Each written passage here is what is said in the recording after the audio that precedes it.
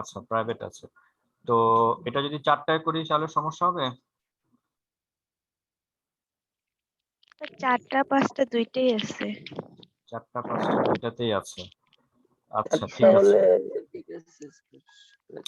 হ্যাঁ, আর কেউ কিছু বলতে চাচ্ছ?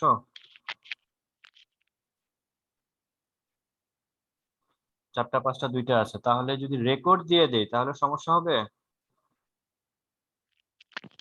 না স্যার। সমস্যা হবে না। আচ্ছা, ঠিক আছে, রেকর্ড দেওয়া থাকবে। মনে করো এখন শনিবারের কোন একটা ক্লাসে তুমি যদি প্রবলেম রেকর্ড দেখো, তোমার যদি বুঝতে সমস্যা হয় তুমি পরের দিন অবশ্যই জানাবা।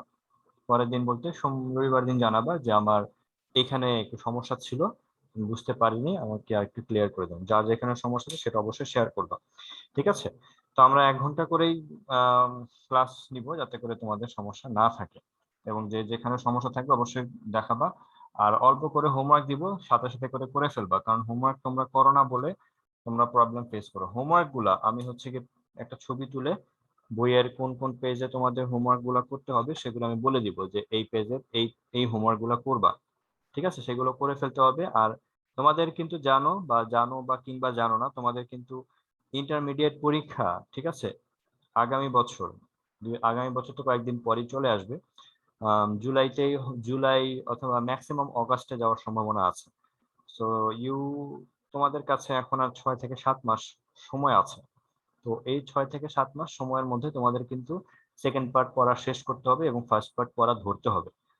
তো এখন যদি তোমরা নিজেদেরকে গুছায়া না নিতে শুরু করো, তাহলে ফার্স্ট পার্ট পরীক্ষা যেমনটা তোমরা ভালো মতো দিতে পারো না, সেকেন্ড পার্ট পরীক্ষাও কিন্তু তোমাদের সেরকম ভালো হবে না। তো আগে থেকেই বলছি, এখন থেকে যতটুকু হোমওয়ার্ক যেদিনে দেওয়া হবে করে ফেলবা। যেখানে যেখানে সমস্যা থাকলে আগে থেকে জানাইতে হবে যে আমি এখানে পারি না, এখানে বুঝি নাই। এবং যে হোমওয়ার্ক গুলা করছো সেই হোমওয়ার্ক গুলা তোমাদের কাছে খুব যত্ন করে রাখবা, পরবর্তীতে যাতে আমি সেগুলা দেখার, যদি কখনো আমি দেখতে চাই সেগুলো যাতে তোমরা দেখাইতে পারো আমাকে, মানে সামনাসামনি যাতে দেখাইতে পারো বা আমি যাতে দেখতে পারি, সেগুলা তোমরা দেখাবা। আর প্রতিটা চ্যাপ্টার শেষ হওয়ার পর এখন থেকে 2টা এক্সাম হবে প্রতিটা চ্যাপ্টারের উপর। একটা হচ্ছে ক এবং খ এর উপর একটা এক্সাম হবে, আর হচ্ছে গিয়ে গ এবং ঘ এর উপর আলাদা একটা এক্সাম হবে। কারণ তোমরা ক খ এর প্রিপারেশন একদমই নিচ্ছ না বা নেও না, যার কারণে তোমাদের ক খ কিছুই হয় না। বুঝা গেছে? যেমন আমরা এখন পড়তেছি চলতরিৎ চ্যাপ্টার 3, এই 3 চ্যাপ্টারের উপর 2টা এক্সাম নিব। যে এক্সাম দিতে পারবা না সে পরবর্তীতে পার্টিসিপেট করবা। আর হচ্ছে গিয়ে এক্সাম হবে 2টা, একটা হচ্ছে এক্সাম ক খ এর উপর, আর একটা হচ্ছে এক্সাম গ এবং ঘ এর উপর। মনে থাকবে কি বলছি?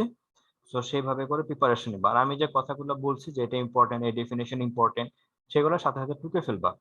ওকে? বইয়ের স্টাইলে যাচ্ছি সেই হিসেবেই তোমরা পড়াশোনা করতে থাকবা। ঠিক আছে? আচ্ছা, এবার আমরা আসি রোধের উপর তাপমাত্রার প্রভাব। আমাদের ক্লাসটা শেষ হবে 5টা 15-তে। ঠিক আছে? আজান শুরু হওয়ার সাথে সাথে আমরা ক্লাসটা শেষ করে দিব। যাই হোক, শুরু করি আমরা। রোধের ওপর তাপমাত্রার প্রভাব। রোধের ওপর আমাদের এটা দেখবা বইয়ের শুরুতেই আছে, আমি একটু পরে পড়াচ্ছি। রোধের উপর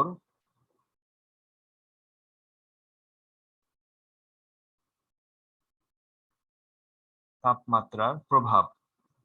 ঠিক আছে? একটা মনে করো তার আছে এখানে, এই হচ্ছে পরিবাহী বা একটা তার। এই তারের ভিতর দিয়ে কি হবে? ইলেকট্রিসিটি পাস করবে বা তড়িৎ প্রবাহিত হবে। কোত্থেকে? এই তারের হচ্ছে এই এ প্রান্ত থেকে বি প্রান্তের দিকে তড়িৎ প্রবাহিত হবে। এখন এই তারের যদি আমি তাপমাত্রা বাড়াইতে থাকি, তাহলে এই তারের হচ্ছে রোধের মানও আস্তে আস্তে বাড়তে থাকবে। তো কিভাবে বাড়বে সেটা নির্ভর করে হচ্ছে এই সূত্রের উপর, আর theta equals to R not. এটা হচ্ছে R not 1 plus alpha into কি? Delta theta. এখন বলো কোনটা কি? এখানে আর থিটা হচ্ছে গিয়ে কি? থিটা ডিগ্রি সেলসিয়াস তাপমাত্রায়, থিটা ডিগ্রি সেলসিয়াস তাপমাত্রায় রোধ। আর নট এটা কি বলো? এটা হচ্ছে কি 0 ডিগ্রি সেলসিয়াস 0 ডিগ্রি সেলসিয়াস তাপমাত্রায় তাপমাত্রায় রোদ। রোধ। আর ডেল্টা থিটা কি? তাপমাত্রার পার্থক্য। ডেল্টা থিটা হচ্ছে তাপমাত্রার পার্থক্য। ঠিক আছে? আর হোয়াট অ্যাবাউট আলফা? আলফাটা হচ্ছে কি দৈর্ঘ্য রোধের প্রসারাংশ। উষ্ণতা সহ। ঠিক আছে? উচ্চতা সহগ। রোধের উচ্চতা সহগ। মনে রাখবা এটা হচ্ছে রোধের উচ্চতা সহগ আলফা। এই যে রোধের উচ্চতা সহগ, এটা হচ্ছে সংজ্ঞাটা ইম্পর্টেন্ট। এটার সংজ্ঞা ইম্পর্টেন্ট, পরীক্ষাতে এটা আসে যে রোধের উচ্চতা সহগ কি। এটা আমরা ডেফিনেশন দিতে চাই এই সূত্রের মাধ্যমে। এই সূত্রের মাধ্যমে ডেফিনেশন আমরা কিভাবে দিব, এই আর থিটা কেটে সাথে গুণ করে দিব আমরা। আর এই সূত্রটা মনে রাখবা, ঠিক আছে? এই উপরে যে সূত্রটা লিখছি এটা খুব ইম্পর্টেন্ট একটা ফর্মুলা, এটা তাপমাত্রার উপর নির্ভর করে এই সূত্রটা পরিবর্তিত হয়।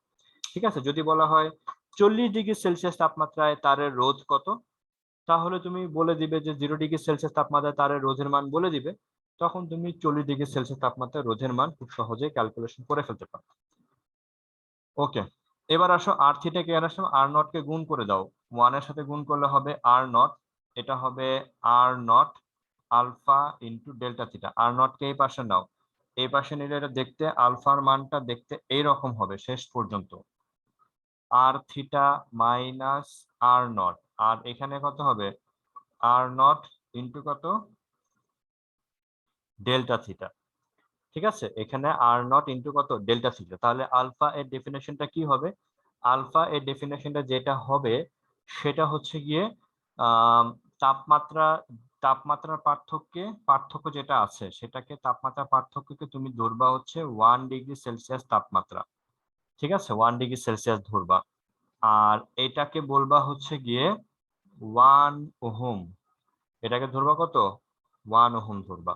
তাহলে কি বলবা যে 0 ডিগ্রি সেলসিয়াস তাপমাত্রায় 1 ওহম বিশিষ্ট, আবার বলছি আমি, 0 ডিগ্রি সেলসিয়াস তাপমাত্রায় 1 ওহম বিশিষ্ট, কারণ আর নটটা হচ্ছে 0 ডিগ্রি সেলসিয়াস তাপমাত্রায় তারের রোধ। তো 0 ডিগ্রি সেলসিয়াস তাপমাত্রায় কোন তারের রোধ যদি 1 ওহম হয় এবং 1 ডিগ্রি সেলসিয়াস তাপমাত্রা বৃদ্ধিতে উক্ত তারের রোধের পার্থক্যটাকে বলা হবে আলফা বা রোধের উচ্চতা সহগ। একটু লাইনে থাকো।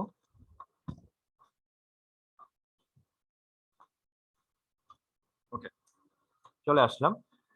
আর নটটা হচ্ছে গিয়ে কি, 0 ডিগ্রি সেলসিয়াস তাপমাত্রায় তারের রোধ। তো বলবা যে 0 ডিগ্রি সেলসিয়াস তাপমাত্রায় কোন তারের রোধ যদি 1 ওহম হয় এবং 1 ডিগ্রি সেলসিয়াস তাপমাত্রা বৃদ্ধিতে ওই উক্ত তারের তাপমাত্রার পার্থক্যের পরিবর্তনটাকে বলা হবে রোধের উষ্ণতা সহগ। ঠিক আছে, এভাবে আমাদেরকে ডেফিনেশন দিতে হবে। ক্লিয়ার? তো আর তাছাড়া তোমরা যদি লিখতে না পারো, দেখবা বইতে খুব সুন্দর করে এই সংজ্ঞাটার এই যে যেটা বললাম আমি, যে রোধের উষ্ণতা সহগ, এটার ডেফিনেশন খুব সুন্দর করে বইতে লেখা আছে। একদম বইয়ের ভাষা লিখবা, বইয়ের লাস্ট পেজে যেটা লেখা আছে ওইটা থেকেও বেশি ইম্পর্টেন্ট বইয়ের শুরুতে যে আলফা এর ডেফিনেশন দেওয়া আছে সেটাই লিখবা। মনে থাকবে কি বলেছি? তোমরা কিন্তু ডেফিনেশনে মার্কস পাচ্ছ না এবং এটা খুবই হতাশাজনক। ক্লিয়ার? অনেকেই দেখা যায় যে যে স্টুডেন্টটা 46 পেয়ে গেছে, তাহলে তার 4 মার্ক কোথায় কাটা গেছে, তার 4 মার্ক কাটা গেছে এই যে 1 নম্বরে, এক ক খ এগুলাতে তার মার্কস কাটা গেছে। সো ওইগুলাতে যে সে যদি মার্কস পেতো তাহলে সে কিন্তু দেখো 50-এ 50 পেয়ে যেত একটা স্টুডেন্ট। সো কেউ যদি 50-এ 50 পাও তো ডেফিনেটলি এটা আমরাও অনেক আনন্দ পাই যে স্টুডেন্টটা ভালো আছে, সে চেষ্টা করছে পড়াশোনা করার জন্য। ওকে, তো ডেফিনেশন মনোযোগ দিয়ে পড়বা, মনে থাকবে কি বললাম? ওকে, এবার একটা ম্যাথ করে ফেলি। হাতে ক্যালকুলেটর সবাই নাও, সবাই ক্যালকুলেটর হাতে নিয়ে ম্যাথটা করে ফেলো। ম্যাথটা হচ্ছে এরকম যে আমি বললাম যে ধরো আমি কোশ্চেন তোমাকে করলাম, ঠিক আছে, 0 ডিগ্রি সেলসিয়াস তাপমাত্রায় কোন একটা তারের রোধ হচ্ছে গিয়ে 15 ওহম, 40 ডিগ্রি সেলসিয়াস তাপমাত্রায় ওই তারের রোধ হয়ে যাবে 16 ওহম। আমি তোমাদেরকে বললাম এখন আলফা এর মান কত। আচ্ছা, আরেকটা ভালো কথা, আলফার এককটা হচ্ছে গিয়ে পার ডিগ্রি সেলসিয়াস। পার ডিগ্রি সেলসিয়াস লিখে উপরে একটা ইনভার্স চিহ্ন দিতে হবে, এটা হচ্ছে তার একক। ঠিক আছে, করে ফেলো, আলফার মান কত আসে, ক্যালকুলেটর হাতে নাও, ম্যাথটা করে ফেলো, আমিও করি দেখি কত আসে। করতে হবে, সবাইকে করতে হবে, সূত্র বসাও, আলফার মানটা করে ফেলো। এখানে আর থিটার বদলে কত বসাবা?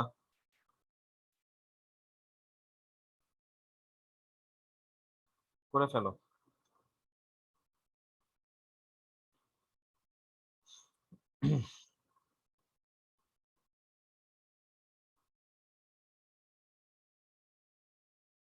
কত আসছে বলো তো?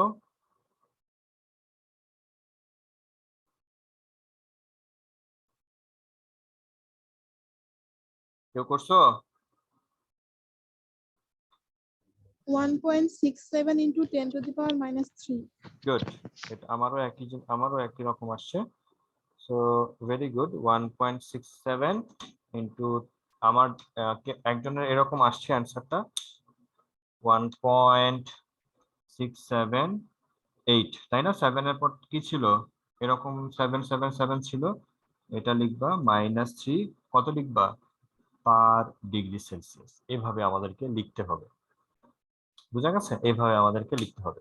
এটা হচ্ছে কোয়েশ্চেন নাম্বার 1, এটা হচ্ছে কোয়েশ্চেন নাম্বার 1 আমরা সলভ করে ফেললাম। এবার আসো কোয়েশ্চেন নাম্বার 2 এই সূত্রের উপর ভিত্তি করে। কোয়েশ্চেন নাম্বার 2টা হচ্ছে কি আমি লিখবো যে 30 ডিগ্রি সেলসিয়াস তাপমাত্রায় কোনো একটা তারের রোধ হচ্ছে গিয়ে 15 ওহম, আর 40 ডিগ্রি সেলসিয়াস তাপমাত্রায় ওই তারের রোধ হচ্ছে গিয়ে 15.5 ওহম। আমি তোমাদেরকে বললাম আলফা এর মান কোয়েশ্চেন মার্ক। 2 নাম্বারটা করার আগে যারা 1 নাম্বার নিয়ে কনফিউশনে আছে তারা আমাকে বলো যে 1 নাম্বার নিয়ে কারো কোনো কনফিউশন আছে কি নাই, থাকলে বলো, সলভ করে দেই। আছে 1 নাম্বার নিয়ে কারো কোনো কনফিউশন?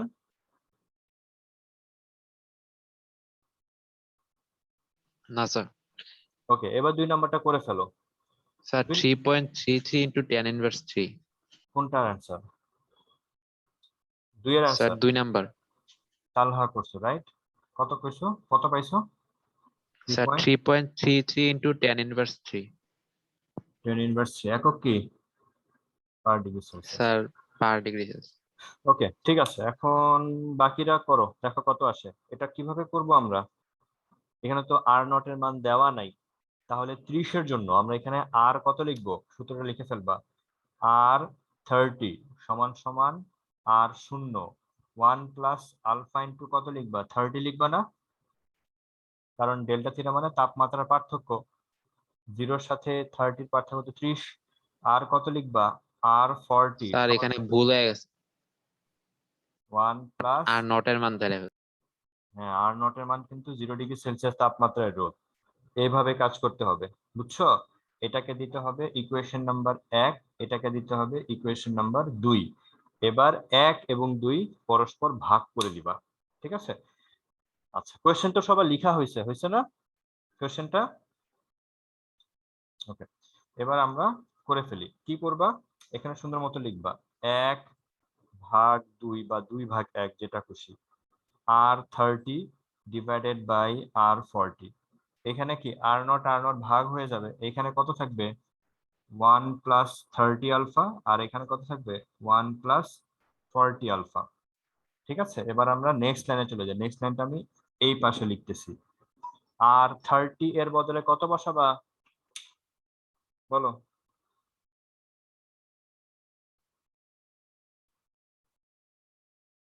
আর স্যার 30 আর এর 30 15। 15, আর 40 এর বদলে কত বসাতে যাচ্ছ? স্যার 15.5। এখানে হচ্ছে কি লিখবা 15, আর এখানে লিখবা 15.5। আচ্ছা, সমান সমান এখানে কত লিখবা? 1 প্লাস 30 আলফা, আর এখানে কত লিখবা? 1 প্লাস 40 আলফা। বাকিটা পারবে না কোনাকুনি গুণ করে? পারবে? জি স্যার।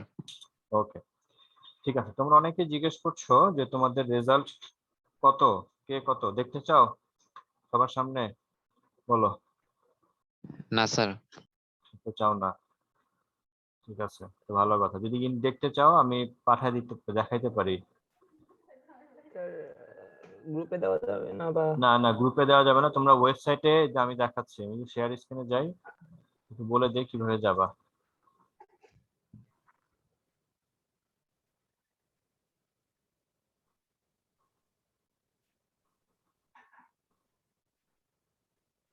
দেখতে পাচ্ছ?